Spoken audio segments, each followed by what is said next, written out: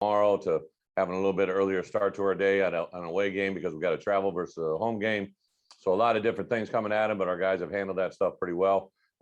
Excited to get out there and see where we're at. Got an early kickoff, so a chance to get rolling as soon as we get up in the morning and go forward. A couple of updates. Brandon Peters, like I said the other day, has been practicing with us all week, and will be a game time decision. But right now, Art will be our starting quarterback. But obviously, the chance to get BP involved is exciting. I think the fact that running back will also have Chase Brown back with us, Chase Hayden as well. Obviously the continued emergence of Josh McCray, Reggie Love, and Jakari Norwood. A lot of different guys in there at tailback position. Unfortunately, I think last night in my radio show that I'm sure a lot of you guys caught wind of. Keith Randolph won't be with us tomorrow, but should be back hopefully within the next couple of weeks. And the only other one, Mike Epstein, will not be with us. He's still going through an evaluation process. Don't know how long or what the projection is for him, but Mike won't be with us on this trip. So other than that, I would say, I think the opportunity to go on the road and play against obviously a quality opponent in Virginia and that team that had a lot of success. I'm excited to see where the challenge is for our guys and how they respond. So with that, open it up for some questions. Bret, can you speak at all to the nature of what Mike Epstein's having evaluated? I understand. Nope. If you can't. Okay. Then on to Virginia. They used 4 quarterbacks, and do they have a little bit of a comp to what Nebraska does? Not necessarily one-to-one in personnel, but just kind of how they dress things up offensively. Other than they got 11 on the field, just like Nebraska, I think every offense is their own unique animal. Obviously to have 4 quarterbacks take different snaps, but each one of them is a little bit different. There's commonality that they share, but and Virginia knows what they're doing. Obviously, don't have to point out the obvious to them. I think our guys, respect very much, the quarterback that's under center or in the shotgun position, but that can change. They have different guys come in motion, get behind a quarterback or get behind the center. They have guys sitting in offset guns. They have guys sitting behind quarterbacks. They do a lot of different looks that, that you got to be prepared for and understand, but a really very unique offense, something that really doesn't exist all that much more out there. There's elements of it, right? They still run zones, they run counters, they run different schemes, but how they dress it up is very unique to Virginia. Thank you. Yep. Hey, Bret, I want to ask you about 2 guys you had in the offseason, haven't seen much of yet, but what can Eddie Smith and Jafar Armstrong add to you when they're available, and how are they doing right now? Yeah, great question. So Jafar actually just was with us for the first time this week. He'll actually be on a plane with us. He'll make a travel. He was a guy that we kind of were excited to get back. He's been out of basically practice the last 3 weeks. I think it was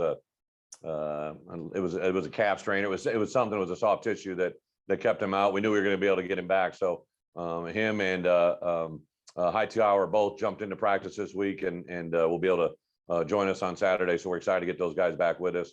Eddie actually played in the first game. I don't know how many reps, but he played a significant amount. The way that the game kind of unfolded on Saturday, he didn't play anything, but mainly on special teams. But Eddie's done a really good job and a great addition to the room. A guy that's got 3 years of eligibility. I think he's still just trying to, continue to get better every day, and has got a great attitude, a great mentality, and definitely has the ability to help us. What can Jafar and Brian bring to you on the outside there? Yeah, both are obviously big guys, right? Jafar, I know you guys have seen him. Jafar is a very big, physical, imposing receiver that has great speed, has good vertical speed, has kind of been a guy that showed up at a couple practices, made some really good deep ball throws. I think Hightower obviously is, again, he's actually a little bit taller. He's not near as thick and mass wise as the same as Jafar, but Hightower definitely is a guy that can catch the ball. Unfortunately was injured in our last scrimmage and has been out since, worked his way back into it a little bit at the end of last week and ran some of our look team stuff, but this week he jumped in on Tuesday. And then Wednesday we fully released him, and today he was heavily used. So I think it's a great thing to bring him into the midst. Thanks, Bret. Yep. Hey, Brett, just wanted to clarify real quick. So Brian and Jafar will be available this Saturday? Yep. Okay, thank you. And then Yeah, we're traveling, I believe 10 wide receivers, maybe 11. okay, appreciate it. And then I know a lot has been made about Virginia's offense, but defensively, I know you mentioned that the free safety, Joey Blunt, what makes him I guess a player that I guess catches your eye, and it goes, what are the challenges of I guess making it more difficult on a guy who many have described as like the quarterback of their defense? Yeah, obviously, one of the things I've done, right, wrong, or different, I just believe in it as a head coach. I listen to the other coach talk a lot, right? Like I listen to his press conferences, I listen to different things they say, I listen to what their players say, I get daily feedback from Bret on what players are talking about during the course of the week, both our players and theirs. So it's very easy for me to see, even going back to last spring, the way Bronco talked about certain players, and he was one of them that you could just tell the whole thing kind of took it to another level when he made a decision to obviously return and play. And you can see him on film. He's a guy that is constantly communicating, giving a lot of directive. They use him in unique ways. They do a lot of different things with him as a defensive coach. You appreciate a player that plays as many different roles as he plays. They put him in a variety of different spots. You can see the trust factor from their coaches is probably very, very high, and a very productive player. He's a very physical player, both in the run game and in the throw game. So it's just something you recognize as a coach, how unique a player is, and he's definitely in that category. I would say that they have a kind of a couple guys at every level, a couple guys at linebacker, 91 up front. There's a lot of guys that have some special skills. You can tell Bronco's done a really nice job, obviously, to be in a fifth year of the program that he took over. You can tell this is a program that's definitely done all the right things to get to where they are. And on a different note, we had a chance to talk to James McCord this week. Talked a lot about his kicking. Obviously, he's done well, set records and things like that. Is there anything you say to him, or do you just kind of just let him do his thing in the game when you know it's a big kick? As a coach, I learned this very early on from one of my mentors, Hayden Fry. He said, as a coach, never ignore something you know as a coach, and never try to act like you coach something you don't, right? And once you're around James McCord and Blake Hayes, these guys are at a very high level of performance before I got here. What I've tried to do is build a relationship with those guys, especially, and really the whole core, right? Ethan DeBell, the long snapper, is a very, very efficient performer. Those guys in particular, I just impressed with their daily routine and what they do, and they're performing at a high level. And I actually use them as an example with the rest of our team on Sunday night at why those things happen. They don't happen by chance, right? They don't just happen to make a field goal. They just don't happen to put the ball on the 1 yard line. They happen to have a perfect snap. They prepare, they execute, and they do it routinely every day the same exact way. And as a head coach, I've tried to recognize that and make that kind of bleed into other areas of our program, right? If you're a corner that wants to play good corner, maybe you ought to try doing the same thing every day like they do as a specialist, and good things will happen. So I've really just enjoyed them, building a relationship with them, and as a head coach to realize what a special weapon they are. Hey, Tank Hers with the AP in Virginia. I know you mentioned earlier in the week how when Virginia lost to Richmond in Broncos' first game, that kind of marked a turning point for the program.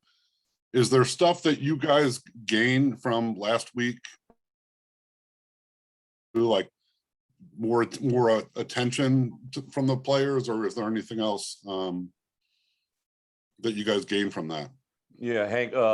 What I did, you probably watched or heard my presser. Like I made reference to, I knew that at some point Coach had mentioned that game, right? And I believe it might even been after the William Mary. I can't remember if it was a scrimmage. Whenever the interview was, it was a scrimmage earlier in camp, or if it was after the game the other day. And they talked about how far the program had come from that moment that you talked about. I didn't even know who the opponent was. I just heard him mention about how then he moved his offices into the stadium, and about how they needed to protect the home turf. And they obviously have. I believe they're 18-2 since the last 3 years, or whatever the record is. It's very, very good. And you can see the way they play at home. That's them, right? I think the one thing I've shared with Bronco, both of us have kind of a defensive background. I think defensive coaches in general look at things probably a little bit differently. And I've just found that in head coaching circles that that's kind of how we have been taught the game, and that perspective. I respect what he's done, but there's applications that our program goes through every day that are shaped greatly by what I've gone through in my past, success and failure. Also NFL versus college.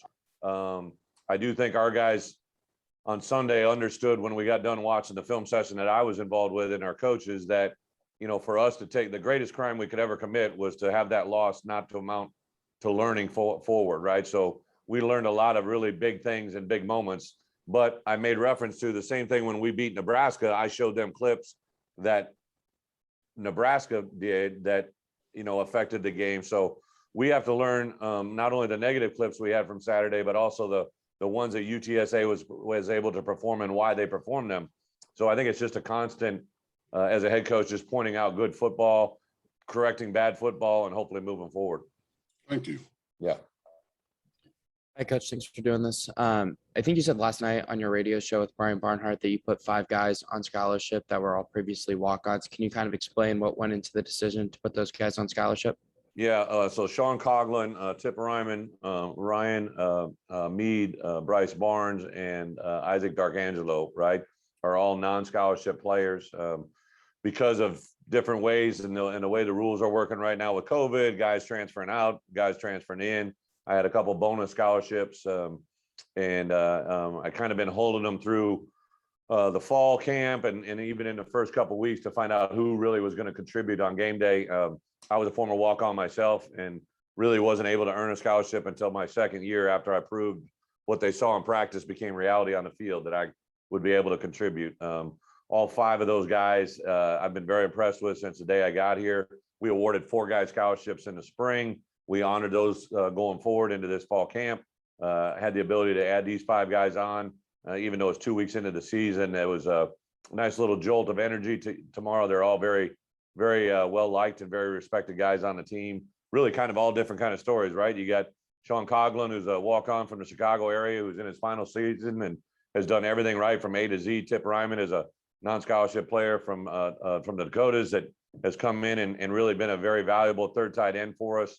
A great compliment to their guys. Ryan Mead, walk-on from New York, that is just everything from recruiting to weight room to academics. Everything stands for all that's right in college football, especially here at the University of Illinois. Bryce Barnes, right down the road from Gibson City, played a lot last year, played for us. I use him as a shield on punt.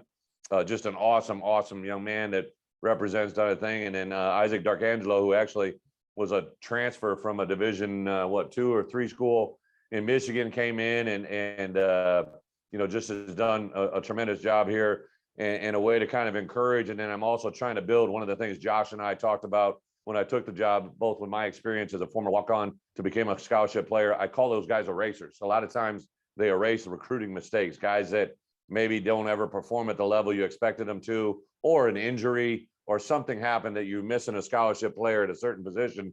It's something that I believed in as a player. That's why I walked on at the University of Iowa. Then I did it at Kansas State as an assistant, as a head coach at Wisconsin and at Arkansas. Had a lot of former players go on to do great things, play in the NFL, go on to run companies, very successful people. And I think these 5 guys are great examples of what that can be. You mentioned putting those 4 guys on scholarship in the spring. I think you kind of brought those 4 players in front of the team for a team meeting and kind of surprised them with that announcement. Was there any fun kind of announcement for these 5 players, or was it more of a one-on-one kind of conversation with you? Yeah. So the one in the spring, we do, I run a lot of what we call RTD drills, so run tackle drills. It involves offense, defense, specialist. And I was talking about how I was going to do it. And our Pat Pearson, I believe, or maybe it was someone else said, hey, we ought to catch this on video, coach. A lot of guys like seeing these on social media. So I'm like, all right, I'm not all about that, but I get it, right? And it was really, truly one of the more impactful things I saw on social media while we were here in the spring, to see the reaction of not only the players that were getting the scholarships, but the reaction of their teammates. And it was Wednesday morning at 7 o'clock in the morning. I was going to do a presentation that kind of talks about how we want to play. And I knew at the end I was going to do what I was going to do. And I didn't want to, I not only wanted to surprise the players and the teammates, I wanted to surprise my coaches. So I didn't even tell my coaches what I was going to do. And I put a little spin on it that kind of caught everybody off guard. I used some, if I rattled off those 5 players, they were all non-scholarship, they would have been like, oh, I'm on the coach. And they would have been like, I've been down this rodeo but I kind of disguised it through a couple scholarship players in there and had some fun with it. And the reaction was pretty awesome, not only from our players and coaches, but I'm also a guy that a little old school. I think that's us. That belongs with us. That happened in our team meeting room. And that moment will live forever with those players and those coaches and me as something that the outside world never gets to see. That's the privilege of being in our room. And it probably would have been great media and you know, all that other stuff. The stories are out there, people understand it, but the moment that we shared as players and coaches, I didn't want the outside world to see. So I kind of make those decisions periodically, right, wrong, or indifferent from the outside world. It's what I believe in. And it was absolutely just an awesome, awesome day, which I think catapulted us into a really good practice as well. Thanks, Coach. Appreciate it. Hey, Bret, I wanted to touch base with you on, you mentioned a few times how much you consume of the opposing team, media, press conferences, whatever it is, outside of personnel and schemes, I suppose. What are you trying to get from those that helps you understand what they are as a program?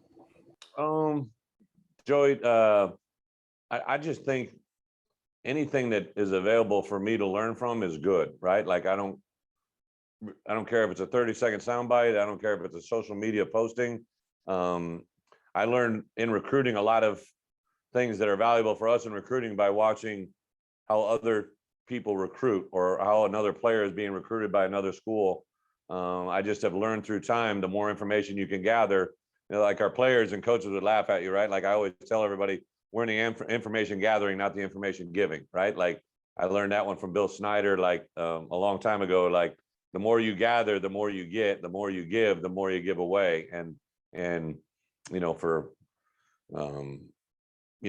charities and good faith, it's always good to give away. My wife and I do a lot of that, but like for information that can help you win football games, the more I can gather and take and not give is a benefit for us. That's really all I'll say. I love hearing commonalities that a coach might say about us that I preach. And then it's reinforcement to me, to our players. Hey, this is what he saw.